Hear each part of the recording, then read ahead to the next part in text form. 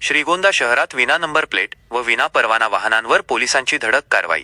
7 दिवसांत 336 वाहनांवर 5,74,900 रुपयांचा दंड.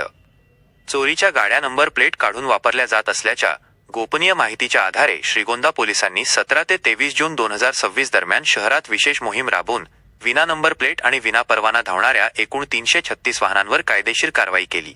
या 7 दिवसांच्या मोहिमेत वाहन चालकांकडून एकूण 5,74,900 रुपयांचा दंड वसूल करण्यात आला असून कागदपत्रांची पूर्तता करून जागीच नंबर प्लेट बसवल्यानंतर 315 वाहने सोडण्यात आली, तर योग्य कागदपत्रे सादर न करू शकलेली 21 वाहने पोलीस ठाण्यात जमा करण्यात आली आहेत. पोलीस अधीक्षक मुम्मका सुदर्शन, अप्पर पोलीस अधीक्षक वैभव कलुबर्मे, उपविभागीय पोलीस अधिकारी दिलीप टिपरसे आणि पोलीस निरीक्षक संजय ठेंगे यांच्या मार्गदर्शनाखाली PSI सचिन लिमकर, PSI मनोहर खिळतकर व त्यांच्या पथकाने ही यशस्वी कामगिरी केली असून नागरिकांनी आपल्या वाहनांना पुढील व मागील बाजूस नंबर प्लेट लावूनच प्रवास करावा, अन्यथा कडक दंडात्मक कारवाई केली जाईल असा इशारा पोलिसांनी दिला आहे.